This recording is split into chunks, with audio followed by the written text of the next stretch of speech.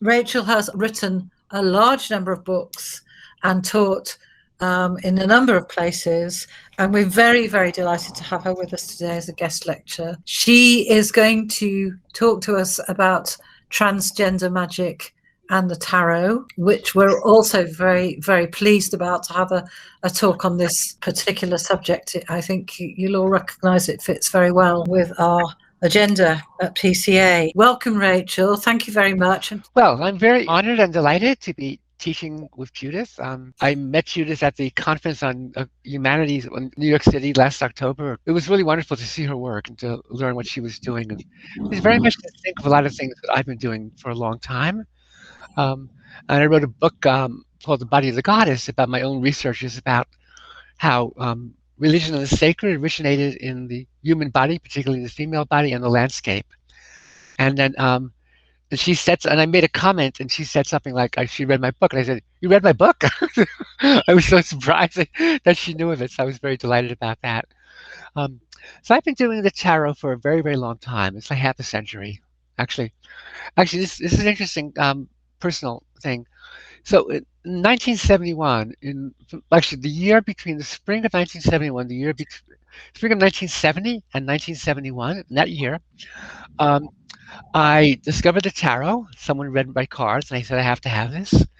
I sold my first professional short story to New Worlds Quarterly in England, edited by Michael Moorcock. And I came out as transgender and lesbian, and then sort of basically, we didn't say transition back then. The concept didn't exist. Everything was very primitive in 1971, which was in some ways very good because you could do things your own way more, but other ways, there were things that were lacking, a lot more difficulties in the world. So, but ever since, I call it my miraculous year, which is a bit pretentious because that term originally was used for Newton and Einstein. The annus mirabilis it was called. But for me, thinking back, it was basically when my life began in a certain way.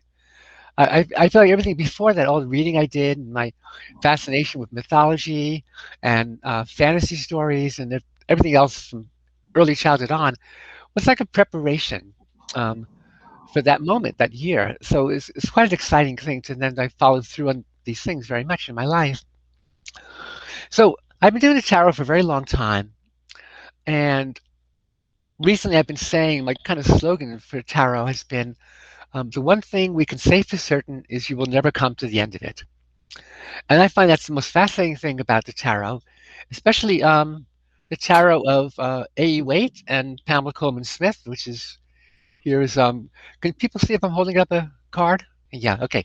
So this is the first card, the Fool's, and many people now call the tarot the Fool's Journey, or at least 22 named and numbered cards called the Major Arcana. And what I find that's so fascinating is that even though I've been doing it for so long and written several books about it, and I've followed other people's teachings about it and readings and stuff like this, there are always new things, always amazing things to discover. And something I discovered recently was the issue of gender in the tarot is a kind of a controversial subject. Some people don't like the old decks, particularly this one, because they feel it has rigid gender roles. And my teaching has always been that the Empress doesn't have to be a woman, the Emperor doesn't have to be a man. In fact, in readings, when the Emperor comes up for a woman, I will very often challenge her and say, how would you be the Emperor in your life? What would it mean for you to be the Emperor, not the Emperor be in opposition to you? Or something you have to fight against or defy? So I've always felt that everything is playful in this, And the brilliant artist who did these cards, named Pamela Coleman Smith, she actually subverted some of those expectations. Because in the court cards, which go page, knight, queen, and king, so most people, okay, you have like 3 males and only 1 female, so that's an unbalance, right? But at least some of the knights and pages had women models. And 1 or 2 of the queens had male models that she chose, to use. She was in the theater. She was very involved in theater. And so, I don't know if she was a feminist, suffragist, and really radical. So she went beyond a lot of these limitations herself, just in the way she chose to draw the people. But then I started looking at how these things develop. And I discovered that there are shifts that occur in these cards, which I will explain in a bit. And anyway, sorry, the FedEx truck just went by. Anyway, um, so so there's certain shifts that occur that surprised me when I discovered them. And then when I went into looking at the symbolism of that discovery, I realized that it mirrors an amazing kind of experience that people who are transgender, particularly when they're older, when they're not children, um, when the experience that happens to them. I'm going to go through the cards and lay this all out so you'll see what I mean. Let's begin with the Fool in the World as the first slide. So this is the beginning and end of the major arcana. The Fool in the World. There's a whole question of where the Fool goes, but that's a whole other issue. But these days, most of us put the Fool first. So the Fool is presented as a beautiful young man. Waite calls him a prince of the other world on his journey through this one. So I guess Waite is the first person to speak of the Fool's journey, if I'm remembering that correctly. So here we have a figure who is androgynous. This might have been another case where, we should use a woman friend and an actress as the model for the character who's ostensibly male, the Fool card. His body forms the Hebrew letter Aleph, which is another way of looking at the cards. It's connected to the Hebrew alphabet, which is very powerful in magic and magical traditions and Kabbalah. So just a little hint of all the things that are hidden in these cards. But excuse me. So that's the beginning of it. So we have a figure who's androgynous but ostensibly a male. Then the end of the major arcana is a woman in the world card, and she's of course a figure who is seems to be presented as female, but traditionally is said to be hermaphroditic.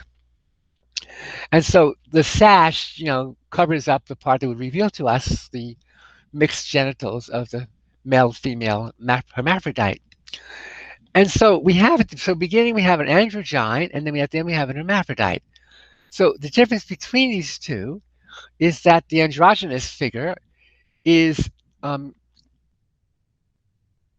to see the word. It's something that is not fully formed yet, but everything is possible. So it has complete potential. It can go in all directions. Whereas the hermaphrodite figure is fully realized. There's a card which you don't have in a slide called the called the Wheel of Fortune, which looks like this card, but a cartoon-like mysterious symbolic image. The world is the same thing, but fully realized. It's full consciousness. So it basically begins with a mixed male and female and ends with a mixed female-male, so to speak. And the beginning is the idea of potential, and then the other end is fulfillment.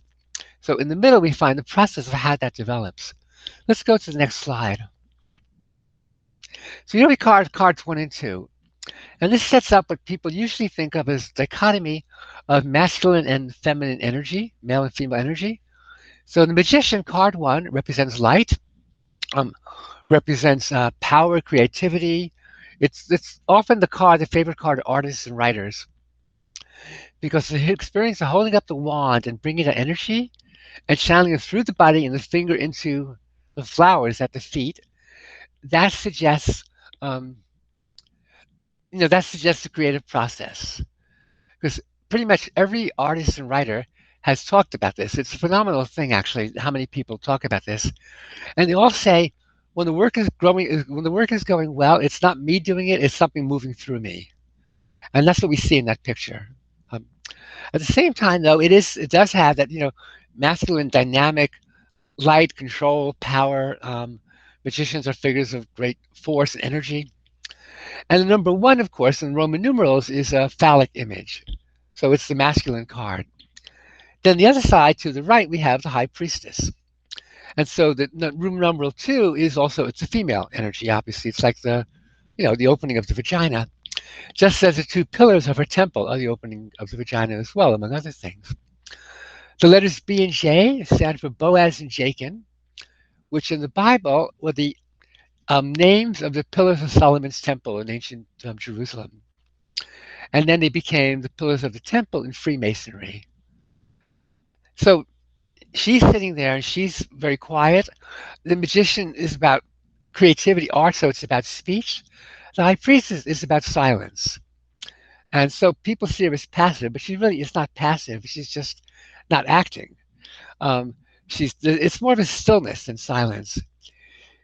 People assume that she's, the priestess of secrets, of mysteries, of temples, of, great volumes of things. But if you look between the pillar and the curtain, you can see behind it is just a pool of water. So the magician is fiery energy, and the high priest is watery energy. So these are very, very ancient traditions, going back really to cave art in some places, in which you see the masculine image presented as fire and the female energy presented as water.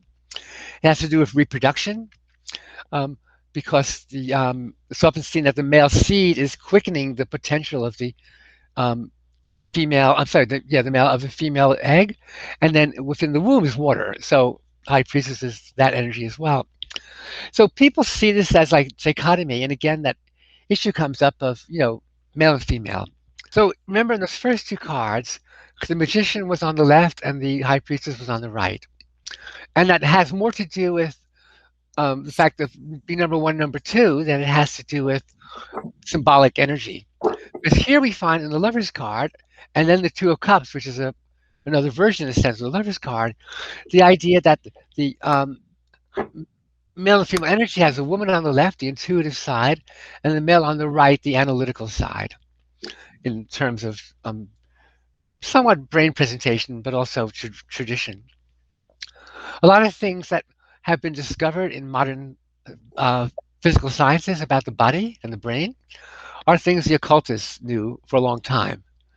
When DNA was discovered, um, and they made a big deal about how DNA was decoded, and it was like this, swirl of two strands wound around each other. This was the big discovery. The occultists said, well, we knew that all along because it's the image of the caduceus, which is in the Two of Cups. You see the man and woman are, connecting to each other. We don't know. People often see this as like an engagement or a proposal or something like that. But it's also an occult kind of image, an image of energy coming together. And between their two cups, we see the caduceus, which is the two snakes wound around a stick, and above that, the lion's head. I'll go back to the lovers, we see the same image, but more complicated. So instead of the lion's head with red wings, we see the angel with red wings. And the angel has kind of flaming hair, so it's also the image of wild energy. And then we see Adam and Eve basically as the lovers. And I always love this because I feel like it's very subversive to the Christian teachings of Adam and Eve. Because here, they're not being banished from the Garden of Eden, they're being blessed and brought together by the angel. So in the picture, the man represents reason, the rational, the analytical, the ability to study and these kinds of methods. And the woman represents intuition and spontaneity and the sense of things that are not all laid out in clear consciousness. And then the angel is what we call superconscious or higher consciousness beyond the individual self. So what happens in the picture is that if we look closely, we see that the man is looking to the woman and she looks to the angel, and then the angel is blessing the two of them. And so we have a presentation that melds the two sides of energy and brings them together into the higher level. But the energy of the rational, represented by the man, has to go through the emotional and the imaginative and the unconscious of the woman. So consciousness has to go through the unconsciousness to get to what's called superconsciousness of the angel. And in the Two of Cups, we see the man is the one who's making the initiative. He's holding out his hand to the woman and he's stepping forward. And here we don't see the sense of who will, in a sense, be summoning or calling forth a higher level. I have to tell you a funny story about the Two of Cups card, because to me, presentation of tarot is telling stories a lot of the time. So I was at a conference in Denver, in America. It was a small regional conference, so it wasn't a huge room, but there was a room in a hotel. And one person was presenting, and he had a bunch of questions we were supposed to ask the cards. And I don't remember what the first question was, but in my mind, it was, where are you now on your spiritual journey? And after I did it, looked at my card, and he repeated, it was nothing like that. it was nothing even resembling that. I have no idea how that question came into my mind because I really had been listening. I mean, it wasn't like I was just wandering off somewhere. And it really felt so somehow the question needed to be come to me from my unconscious or something. So the place we're in was called the Red Lion Inn. And so okay, that was my question. Where am I now in my spiritual journey? And I turned over the Two of Cups. So, okay, I'm at the place where melding energies, where the Caduceus kind of dynamic life energy and alchemy, blah, blah, blah. And then I thought, wait a minute, no, the cards are making fun of me. They're saying to me, where do you think you are, stupid? You're in the Red Lion Inn. Because there was the red lion figure in the picture.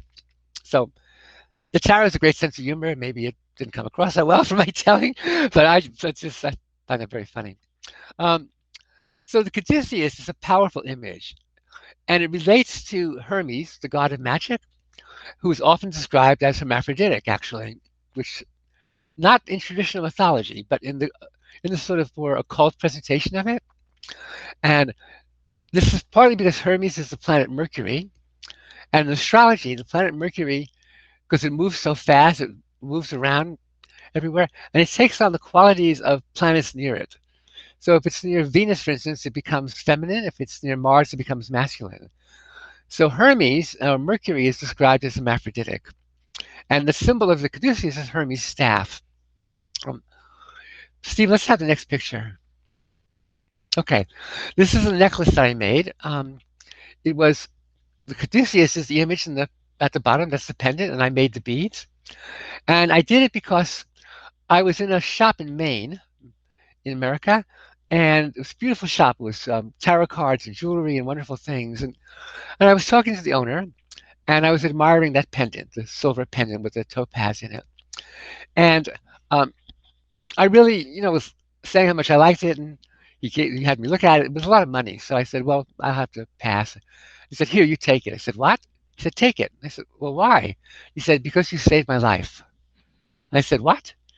And he said that he had been in a very, very terrible state. He'd broken up with his lover. He'd been drinking too much, and he knew he was on the way out. He felt he was dying. And then he found the tarot, and he found my book, 78 Degrees of Wisdom, and he said that saved his life. So it was just an amazing experience. And I write about that. There's now the 40th anniversary edition of 78 Degrees of Wisdom that came out recently, and I write about that in the preface. And also a woman from Korea who wrote me that it saved her life too. That was an amazing piece of information. She was in a hospital bed and she was just paralyzed, not physically, but mentally paralyzed. And again, the tarot saved her life. It's amazing stories. So that's some of the power of magic in the tarot and what it can do for people. Let's see what the next slide is. Let's see where we are. I'm not sure. We might have about it. Okay, yeah. So one of the things about Tiresias, one about the Caduceus also connects to Tiresias. Now, Tiresias is a prophet. And the story of Tiresias is he was a seer, he was the ultimate diviner. And the story of Tiresias is that he was a shepherd walking along, and he saw two snakes wound around each other, probably copulating, having sex. And for some reason, he hit them with his stick, or he put his stick to separate them. He violated what they were doing. And there was like a magic flash, and he was turned into a woman. So Teresia, as I call her, spent 7 years as a woman. And then again, so the same or different two snakes, doesn't matter, but two snakes, and did something else. The joke I make in a poem I write about is I said that she put her cup between them. So, because the stick is the wand, the male symbol in the tarot, the ace, the suit of wands, and the female symbol is the cup, obviously. So, so she put her cup between them in some way, and then officially in the story, she's changed back into a man, back into Tiresias. But in most presentations in mythology, it's clear she's both now. And she has the magical power of seeing the future and seeing all the secrets that people have buried in them that they don't even know about. Tiresias is a main character in the Oedipus Rex play. And in T.S. Eliot's play, The Wasteland, he says Tiresias is the secret hero of the poem. The prophet, the seer, the person who sees underneath things. And so already again, we're starting to get to an energy in which the male and female form that seems so separate and the masculine and feminine quality begin to sort of come together in a magical kind of way. Let's see the next slide. So remember back in the Lover's card, I talked about how the man's on the right, the woman's on the left. In a class one day, I said how um, this, goes back to the beginnings of the tarot formula in the major arcana, the male and female, and particularly in the Lover's card, right? And then I said, and the same dichotomy of symbolism continues throughout the major arcana until the Judgment card, where once again the man's on the right, the woman's on the left. This is after decades of working with the tarot. And they picked up the Judgment card and said, oops, wait a minute, that's wrong. And I was just stunned. I was amazed to see that it changed. And what also changes is the energy of who's giving and who's receiving. So can we put back the Lover's card a moment, Stephen? Is that possible? So here again, so there's the man on the right in the Lover's card, and he's looking to the woman, and the woman's looking up to the angel. And the angel is blessing both of them. Now go back to the Judgment card. So here, the man's on the left, and he's looking up with his hands out, to receive the angel's blessing. So he's in the position of receptivity, of receiving energy. On the right, the woman is looking up to the angel and holding out her hands to the man. And then the angel, this is something I discovered. When I first looked at this, I first thought the angel was blowing the trumpet for everybody. But actually, the angel is blowing the trumpet just for the woman. And her open arms are receiving the energy of the angel, and she passes it to the man, who then looks up, and other people are rising up from their graves as well. It's called judgment because it's based upon the Christian mythology of the Last Judgment, when the angel blows the horn and the dead rise up, and then everyone's judged. And usually in the medieval and Renaissance images, we see on the left side, we see it with a triptych, and we see on the left, we see a very few lucky people are kind of joyfully climbing up a hill to where the angels are waiting for them. On the right, we see a vast number of people who are being driven into the pits of hell by the demons, and the fire is there, and torture is there. So it was used as a way to scare people. Oh, you better behave, or you'll be sent to hell for all eternity. So a lot of people in modern day who have bad memories of Sunday school or, sermons in church, they don't like this card. They're frightened of it. They're afraid they're going to be judged. What I always say to them is, no one's being judged. No one is going anywhere.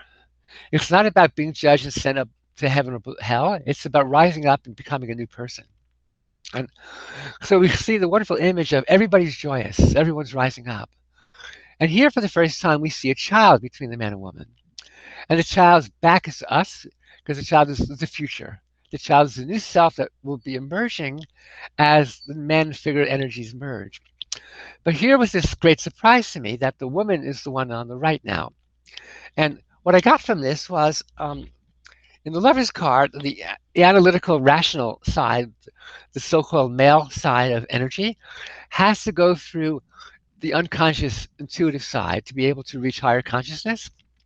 Here, the woman, the receptive side, dynamically receives the energy directly from the higher energy level than the angel, and she passes it to the man. So this is a kind of closed circuit of energy. The circuit goes around and around, and the child is between them, which is a wonderful image. So I thought, well, where does it change? How did this happen? So look back through the deck. Let's get to the next slide. I found that the last card that has that presentation of the lovers is the devil. Here are the male demons on the right, and the female demon is on the left.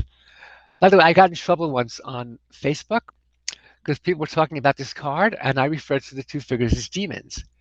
People got really freaked out. They said, "No, they're people. They're having their consciousness is limited by their, And I said, well, look, they have tails and they have horns, so clearly they're demons. But they're basically, both the ideas are right, because they're basically the they're the part of us that's half conscious and feels a slave to lower energies, feels a slave to desire, a slave to materialism. It doesn't believe there's no spirituality in the world, and so this is the limitation. So what's happened is that the Lover's card, the devil is like a parody of the Lover's card, a corruption of the Lover's card. Instead of an angel, it's a demon. Instead of Adam and Eve, it's two kind of demonic figures. notice by the way that the chains around the neck are loose, they can just take them off and walk away. So what's holding them is not actual chains. It's a mental state, a state that limits their consciousness. And this image is actually older than the image of the Lover's card we saw before. This image goes back to a very early tarot cards version of it. And the Lover's card in the older decks doesn't look like the Lover's card we saw. So what Waite did when he designed the Lover's card and gave it to Pamela Smith to draw was he took the devil as his model in a sense. And he did the Lover's card as a kind of purified version of the devil. So when we get to the devil, it looks like a corruption of the lovers, which I thought was a brilliantly inspired idea. To make the concept of what happens here, the limitations of consciousness, he reworked the lovers card to look like the original, and the devil now looks like the corrupted version of it. So my sense of that is the devil then represents the old ideas worn out, and it represents the feeling of being trapped somehow, that you're limited, you can't get away from your background. So you have to just accept it. So this is starting to merge to the idea of people who are not being true to themselves, who have a sense of who they really are that they're not letting out. They're in the closet in a certain sense and trying to make the best of it. So show the next card, which I think should be the Tower. Yes, okay, the Tower. So I looked through the deck. What I found was the Tower is the place where the positions change between male and female. It's also the card that comes right after the devil. So here the man's on the left now the woman's on the right. If we turn the card upside down, which I won't try to do now, it's more clear that the figure on the right is a woman. And she has a crown. She has the crown of higher consciousness. So the Tower represents, the devil represents the end of a process that produced great results in the beginning and through the cards, up to 14. And then somehow, though, it gets worn out. And we're not free. And what the Tarot is telling us is, if you can't free yourself, something will happen that will free you. Often in life, this card comes up when someone is in a really difficult life situation, and it has to end, but they can't do it. And so there's a blow up in the marriage, a divorce happens, the person gets fired, or that something is destroyed. Something shocking and awful can happen, and it's not a nice experience, but it liberates you. I don't have the next card. The Star is a beautiful figure of a naked woman just relaxed and pouring out water onto the land and to a pond. So the Tower liberates, even though it's shocking. There's all sorts of symbolic meanings in here too. On the right side, we have, you see the drops of fire underneath the lightning bolt in the picture? So there's 10 on the right and 12 on the left. And so together it's 22, which is the number of cards in this whole series from the Fool to the World. It's also 22 letters of the Hebrew alphabet in Kabbalah, which is a very fundamental basis of understanding the universe in Kabbalah and the creation of the universe. It also goes back to numbering systems, whereas 10 is a numbering system of the practical world, because we have 10 fingers and 10 toes. But 12 is a numbering system of astrology, of the spiritual world. So all those kind of things are coded in. The lightning bolt is the actual pathway down the tree of life, of consciousness. So there's lots and lots going on here that's not apparent on the surface, that people can study years about. But then what's interesting to me was something struck me about this picture. That's actually an experience that people have. And the experience is that people who are not being themselves, and so it's not just being in like a bad marriage or a bad job, it's being in a bad life in a certain sense. You're not able to be yourself. And it's for people, for many, many situations. But a lot of people who would be in the closet would understand that feeling. And then in particular, it struck me that because we see the reversal of male and female in the picture that liberates them, we're starting to see that this could be specifically about a kind of experience that many transgender people have that liberates them. And I'm not saying that, Arthur Edward Waite and Pamela Coleman Smith anticipated the transgender movement. Obviously, that's not true, except I wouldn't be that surprised if Pamela Coleman Smith had a sense of it on some level. Um, I went to a lecture once in London, and it was a wonderful lecture about the rider deck. And the woman giving it, she ran this very famous occult bookstore. I think it's the Atlantis Bookshop. I'm not sure if it's still there, but it was there for decades and decades and decades. And she had this wonderful, like old school, like sort of. I guess she'd be kind of upper class. So I don't know the accent system that well, but I used to live in England, so I have a sense of this how structures are there. Anyway, but she had this very tough, no nonsense kind of voice of presentation. Um, and so someone said to her in the question period, they'd heard these rumors that Pamela Coleman Smith, the artist for this deck, was a lesbian. And was that true? And the woman said, well, she said, she never got married. She lived with a woman for many, many years, and all her friends were lesbians. I'll let you make your own decision. I thought that was a really wonderful way to hint at people that yes, that was obviously the case. There's a question here from Nicole, which I'll answer right now. She says, "Did I feel that the star card could be Persephone?" And that's a whole other thing. But yes, I actually acted out the star card once, not naked, but and I was celebrating the end of the mysteries in Greece. And when I did that, I realized that that's Persephone because at the end of the mysteries, they pour water out from two vessels. I won't get into that now, but it's a wonderful other presentation that is very exciting to deal with. So what I'm talking about is an experience that people have in which they're in denial for many, many years about who they really are. And what happens then is that they tried really hard to be the person they're supposed to be. And this was more in the early days because now it's easier to come out as transgender.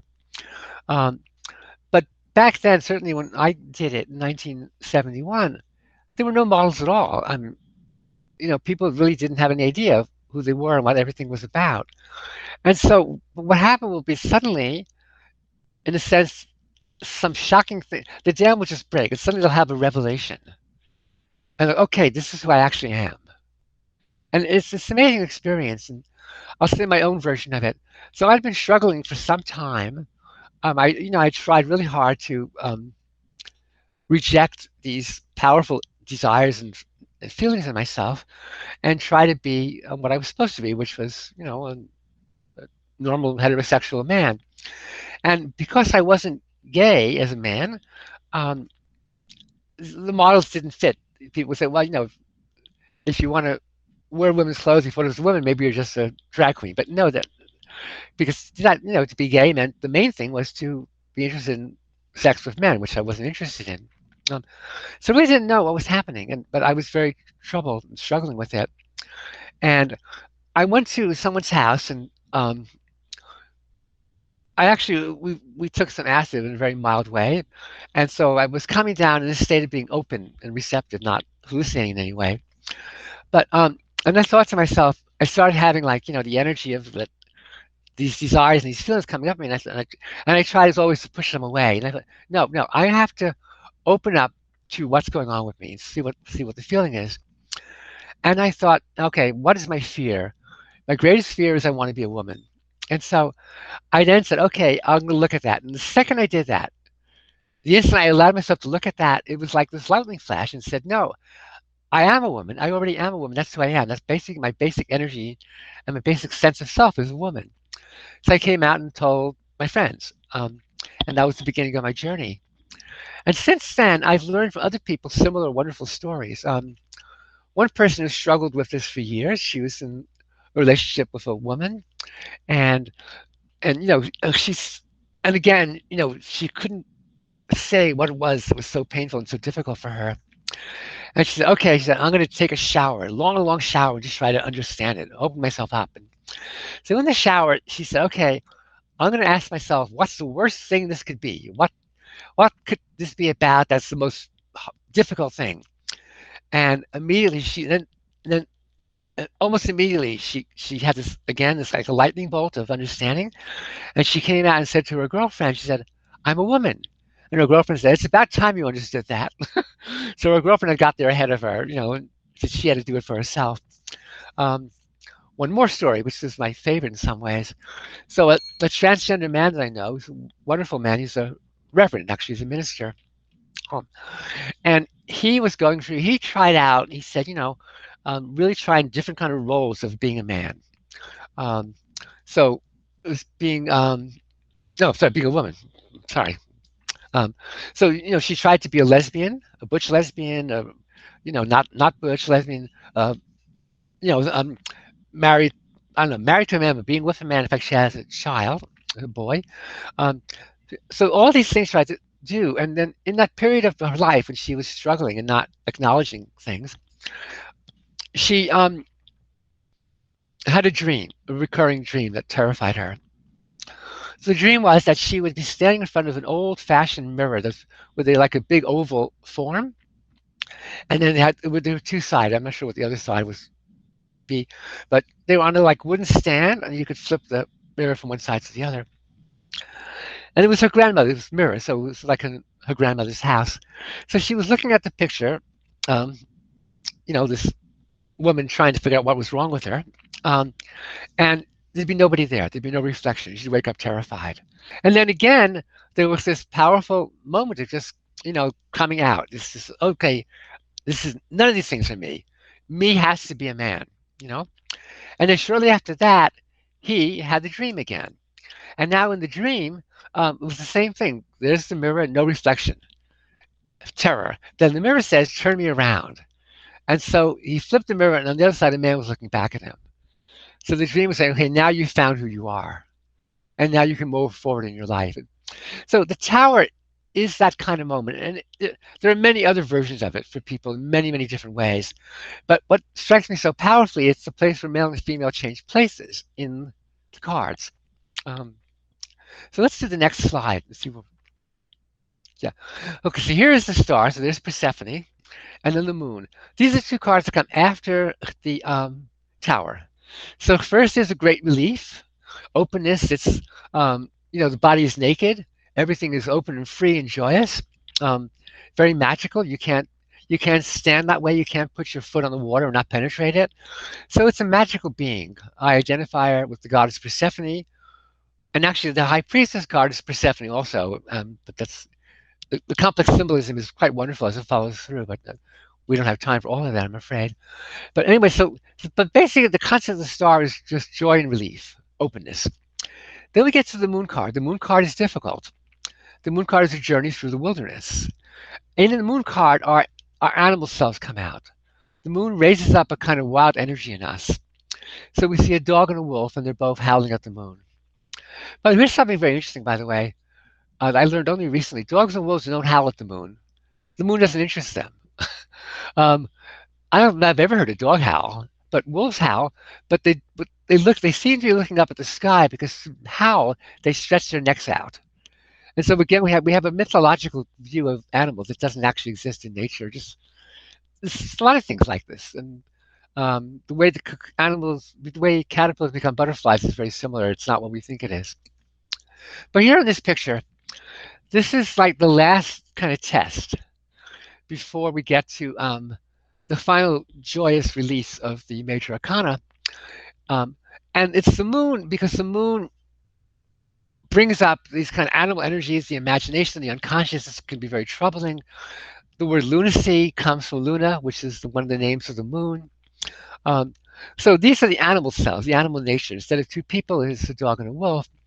And then we have the crayfish, lobster-like creature coming out of the water. And that represents what Wade calls that which lies deeper than the savage beast.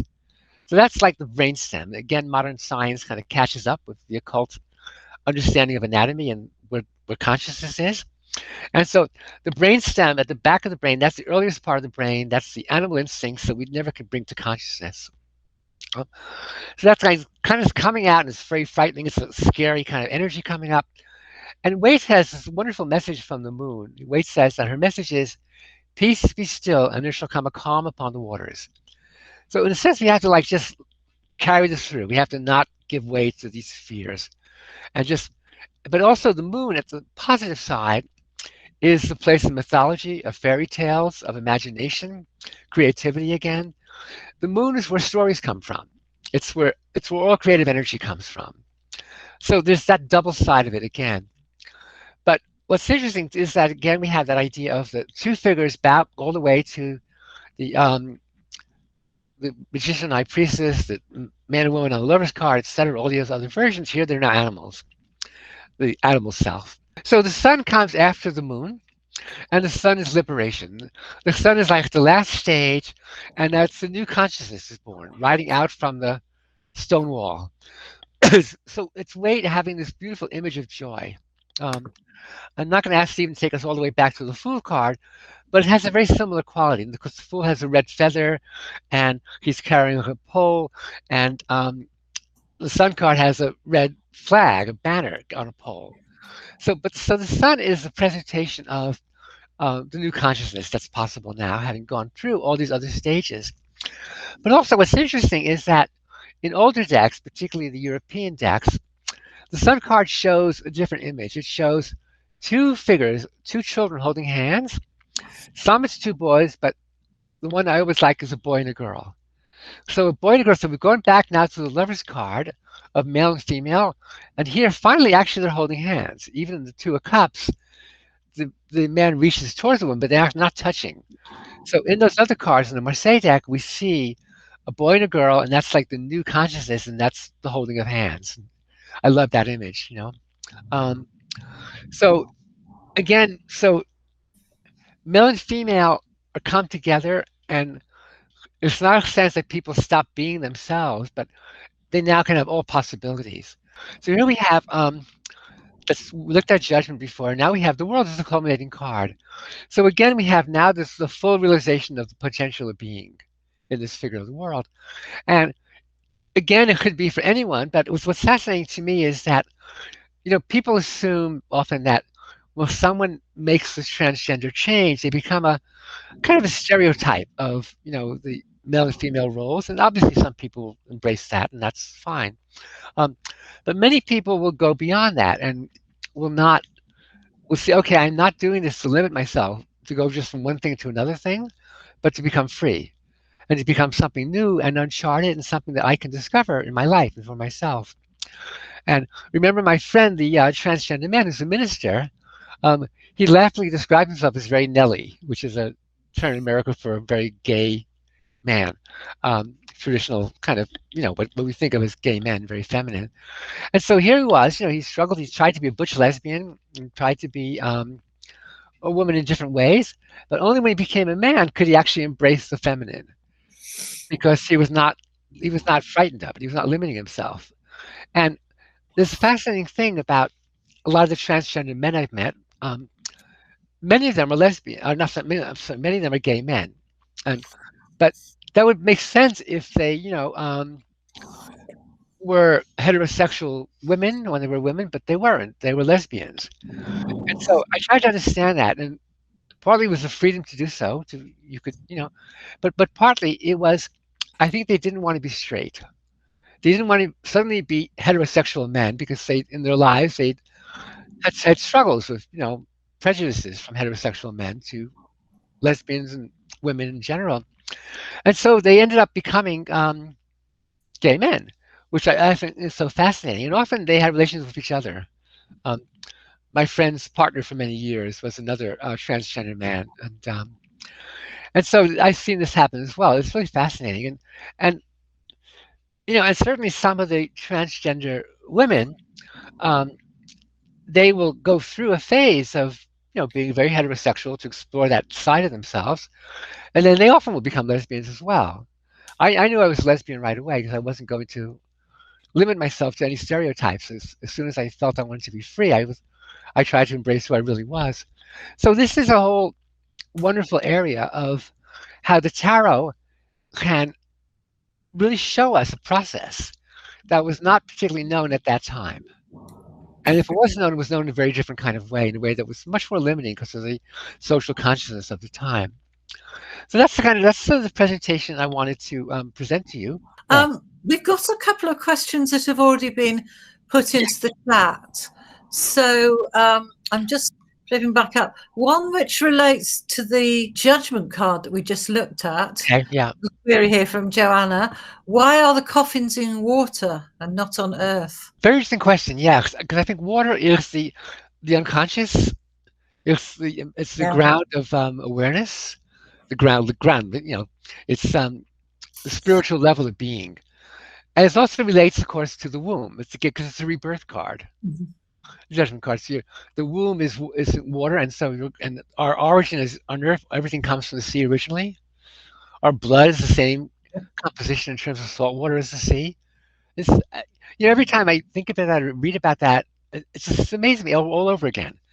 How did our blood come to be the same composition as the sea? So many levels of evolution. Yeah, life began in the sea, but then, you know, many stages of evolution. And yet there we are, connected to the water. So I think that's what that's about, actually.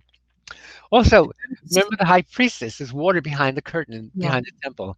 That's that water too. The water of the unconscious of the high priestess rising up into full consciousness, the judgment card. And I love the idea of it as a rebirth and new beginnings card rather than judgment. I'm one of those people who's always had a problem with that. So I found that really good. Shining Tribe deck is called Awakening. Yeah.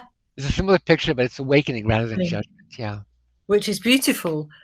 And then Teresa is asking, has the tower imagery been corrupted through fairy tales? She says, for example, Rapunzel living in a tower. Oh, what a great question that is. I'm laughing because it's one of my absolute favorite things. It's not a corruption at all. Rapunzel is an incredible, amazing fairy. It's a cosmic fairy tale. I just now sent to my editor a revised edition of a book of mine, which is published as The Forest of Souls, but now we're restoring the original title, A Walk Through the Forest of Souls. It was published 20 years ago, so it's this 20th anniversary new edition. And there's a whole chapter on Rapunzel and the tower. It's exactly connected to each other. And Rapunzel, I won't try to build a whole what that's all about, but it has to do with evolution, consciousness, one cell reproduction versus heterosexual reproduction, many things. So the planet Mars and Venus. It's fun. I got this from a book called The Time Falling Bodies Take to Light. I don't know if anyone here has read it. And it's a history book, but it's a kind of history of consciousness. It's an amazing book. And he has a whole thing about Rapunzel, and I adapted it to the cards in the tower deck. So yeah, it's a very strong connection, but it's not a corruption. Actually, the tower is actually the tower feed each other and give each other deeper meaning. I wanted to ask about the Queen of Wands. Okay. It clearly seems to be a male. Yeah. And I just wanted I'll hold it up so everyone can see it quickly. And both myself and my daughter have Venus in Leo. And so we have that very masculine expression, but whilst being, very female and heterosexual. But I just wanted to, and obviously that relates to this card. I just wondered if you could tell me a bit more about the, all the things that are in this card. Oh, I'd love to. It's a wonderful image. And I have another great story to tell about it, which I'll get to in a bit. So, as you say, that the face is a very strong masculine kind of face and would represent what you're talking about. She's often described as the most sexual of the queens. Can you guess why? She's got her legs open. Exactly. Thank you. Yeah. I don't think I saw it. I think I had to read that one time. I love that. All the other queens, their legs are primly together, and she's sitting with her legs open. It reminds me of my partner many years ago, whose mother would tell us, sit like a woman. You put your legs together. So, and of course, she has the wand. The wand is, masculine sexual energy. But it can be anyone. The Ace of Wands could be sexuality for anybody, but it's obviously the masculine symbol, the phallus, So there's that. The Queen of Swords also has a masculine kind of quality because the sword is again a kind of, where is she? Yeah. I don't know if you can see. Can you see if I hold it up to the camera? Yeah. Okay, yeah. So she too has a masculine kind of quality. So the Queen of Wands is the power of nature, it's life energy, it's fire. All the 4 suits are elements. So wands is fire, cups is water, swords is air, and pentacles is earth. Okay, so she's got this powerful fire energy. She's holding the wand, and she's supremely confident. She's at the sunflower, which we saw in the sun card, sunflowers. So again, there's a connection between fire, life energy, and the sun. The black cat in front of her is a familiar, and I see her not so much as a witch, but as nature is responding to her and protecting her. And so, so now I get to tell my own Queen of Wands story. Yeah. So, like you, I'm a Queen of Wands. I'm a Leo, so it's my birth card. I'm a Queen of Wands because I'm a Leo. I'm a Queen of Wands because the numbers add up, and I get 17, 8, and 8 is strength. So that's Leo also. So lots of Leo in my life. And so I was doing a class in Amsterdam, my first time teaching, and my books came out of that class. And it was a big, big center. It was called the Cosmos Meditation Center. Cosmos Meditatiecentrum. I love the Dutch phrasing of it. And so one day I came there to teach, and I got there early, and it turned out there was an Italian film crew who was making a documentary about the building and the classes. And they were asking people, could we come and do a few minutes in your class? I said, sure, Anyway, so we were all sitting on the floor because we were hippies back then, in the 1970s, and 77 it was, I guess. Anyway, and so the class was going through the cards one by one, And as the film crew came in, and once they were set up, it was time for the Queen of Wands. I didn't do that, but just that's how it's set up. So I put the Queen of Wands down on the floor so everyone could see it. And then at that moment, a black cat came running in from the kitchen next door and jumped into my lap. And just stayed there the whole time. And I was cool. I was petting it and stroking the black cat, pretending it was nothing, no big deal, And I said, and in the picture, we see the black cat, which is her familiar. And then at the moment that I finished the Queen of Wands, and was reached for the King of Wands, the black cat jumped off my lap and ran back into the kitchen. So afterwards, I was telling about this wonderful experience to one of the people who worked there. And he said, a black cat? I said, yeah, it's a black cat from the kitchen. I said, yes. He said, that cat's wild. That's a wild street cat. It won't let anyone touch her. It was such an amazing thing. It's like, Yeah. It's just a magic moment. And I love that expression of it. So the Queen of Wands is, the sexual energy, the masculine, forceful energy, but also, of course, it's a queen. So there is a gentleness, there is a kind of positive, and like just enjoying life. The Queen of Wands is the kind of person sometimes who can be very good in a crisis until it goes on too long. It says, I'm sick of all this trouble. I want happiness. I want sunshine. I would actually quite like to ask your opinion on one of my personal favorite cards, the Hanged Man. This is Yes, yeah, I love that card. And what is your opinion on the Hanged Man? Why is it your favorite card? Because it's oddly enough because of one specific interpretation that I found of it. Yeah. Which honestly very resonated with me quite ill. It's because the Hanged Man is very relaxed in his situation. Yeah. He's not struggling. He's got a smile on his face. So the whole thing is he's hung himself basically in order to gain a new perspective on reality. Okay, so here's the thing. That interpretation probably comes from me.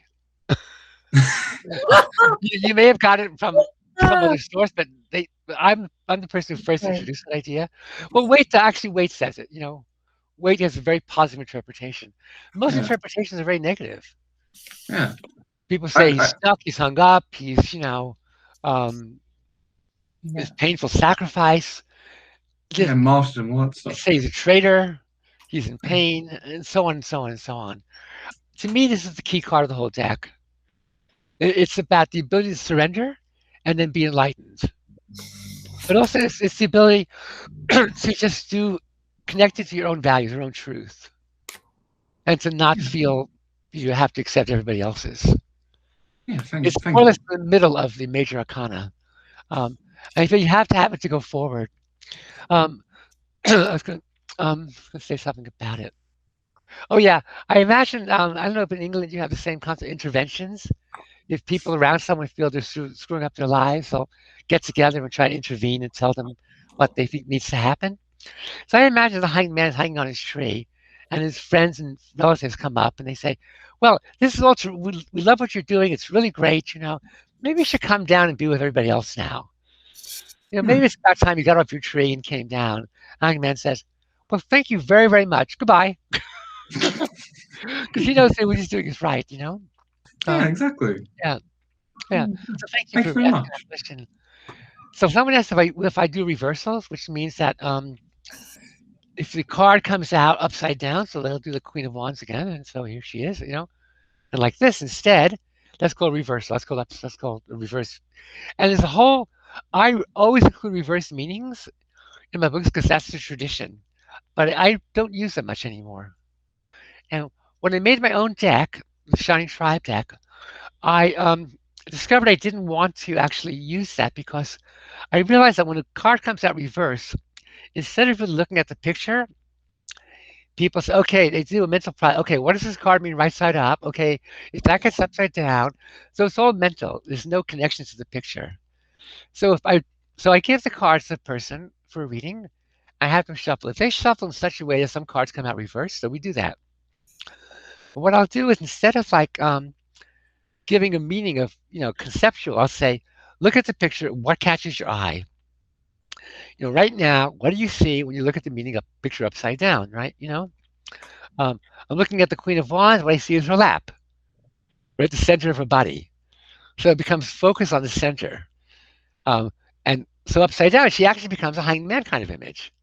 Upside down, the Queen of Wands, because now her center is the issue, is the focus of energy, not any of the things around, not the conceptual ideas of symbolism. That's an example of how I would do reversals. But like I said, because it's tradition, I include them in my books. 78 Degrees of Wisdom, as Judith mentioned, is the book of mine that's people really turn to a lot. And here's what I did with that book. It was my first book coming out of the class I taught. And I said to myself, okay, who's my audience? I couldn't do it till I had to figure out who I was writing for. I decided it was for people who were very attuned to this kind of idea, these teachings, this kind of symbolism, connection to psychology and spirituality, etc., but you did not necessarily have any pre-developed information. So a lot of tarot books were written with the assumption that people had a certain level of knowledge, and they would make references to this knowledge in their books. But so it became opaque to someone like me who'd been a beginner. So throughout the book, I kept stopping myself, thinking, "Wait a minute, is this clear? Am I making myself clear? Am I assuming people know something ahead of time?" So I would keep going back to the basics, but never talking down to people. That was the most important thing. To never assume that people could not grasp complex ideas. And I think that's what makes it so popular. That it's serious, but it's not advanced. Anyone can read it that has a sensitivity and a desire to understand this. But also, a book of mine, I think it's still in print. It's called The New Tarot Handbook, and that's actually meant to be more beginner level. But again, in that book, I challenged myself to come up with new things. So I went through the entire deck again, and I started seeing things I never saw before. In particular, the way that I won't do all detail, but the form of the tree of life, this Kabbalistic symbol, is hidden in a great many of the cards. We see it one or two places clearly, and the hanged man is a version of it. The hanged man is his body takes the form of the tree of life. So that was something I found so that's how I came to this idea that, as I say, the one thing we can say for certain is we will never come to the end of it. Over and over, I just keep seeing new things in it. It's just so phenomenal to me. And other people say things that are just really great that I didn't know about. I've been learning fortune-telling traditions. Here's something else I just love about it. That if you come up with a new meaning, either from someone tells it to you, or you did it in a reading for someone, that meaning became revealed in a certain sense, it then shows up in other people's readings that you do. And it's really connected. It's quite wonderful. So my favorite example, this was not from reading of mine, it was what someone told me, is a card called the Seven of Swords. I'll hold it up to the camera again. So here is the picture. Yeah. Can anybody see it? Is it clear? Okay, yeah. So this picture has lots of meanings. Has meanings of trying to do something sneaky, trying to do something clever, but it's not really thought out very carefully. Doing everything on your own, not wanting anyone to help you, and so on and so on. But then somebody said online someplace that this card in fortune telling means someone's having an affair. So very hard and fast predictive meaning, or it's, secrets revealed meaning. And so I started using that and testing it out, And so and I would ask people and they would say yes, it was just, So my favorite though was this woman I was reading for in New York City, and all her questions, I always ask what people want to know. And all her questions had to do with daily life, managing her time, job and children, domestic things, and so on. It was, good stuff. But and then we got to a card of so-called near future. Something coming up, and the Seven of Cards, Seven of Swords came up. Oh my God, her husband's going to have an affair. How do I tell her this? Well, wait, no, it's her. And I said to her, "Are you thinking of having an affair?" She said, "Yes." So that's happened a couple other times like that. It's really kind of amazing that these things get revealed. Actually, when I was first doing tarot, the cards first came to me in 1970, I just got a book and I just started doing readings right away. It didn't occur to me I was supposed to study it ahead of time, and I found all my friends were having affairs. And it was 1970, so people were kind of a bit loose back then and experimental, and it was a very, very cold place because nothing to do. But it was, it just was so obvious from the readings, and they all admitted it too. Gosh. Yeah, but this card wasn't this card. I know about this card about that at the time, but yeah. And I don't know if it's any Seven of Swords. In this picture, you can see he's smirking, he's sneaking away, and he's very satisfied with himself.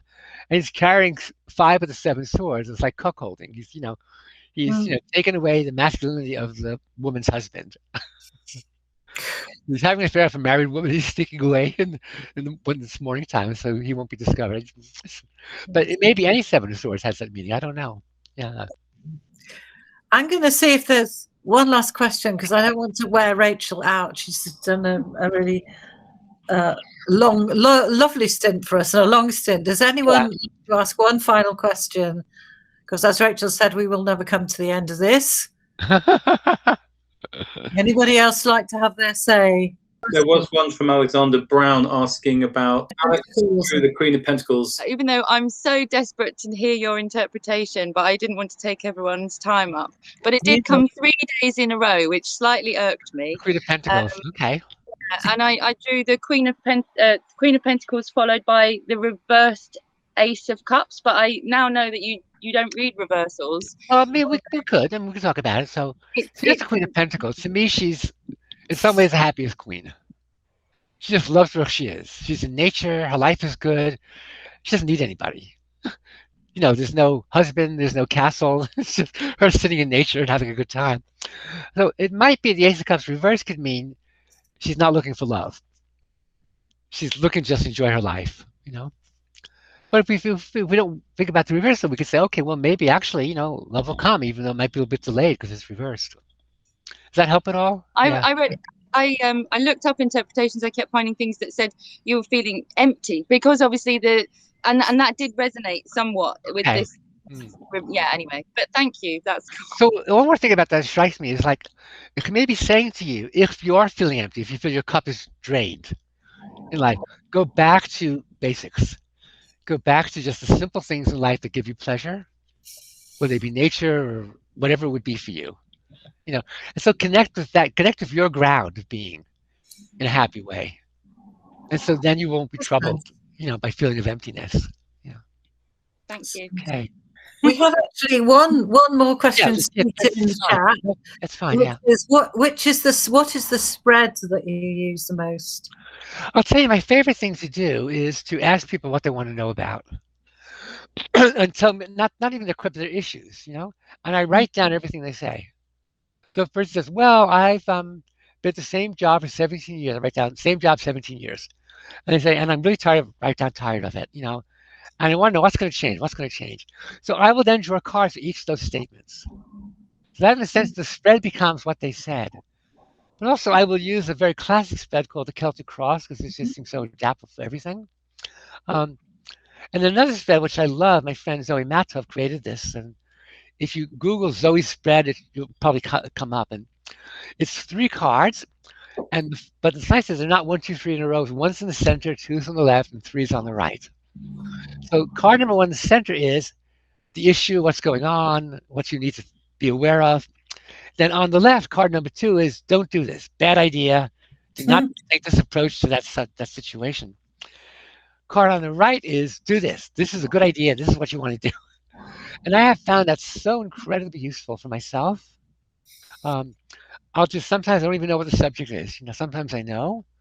I've been in difficult situations with people, and as a Leo, my tendency is just charge it as, okay, let's talk about this. Let's deal with this, And I would get readings that would have the center would be an image of conflict. There it is, right?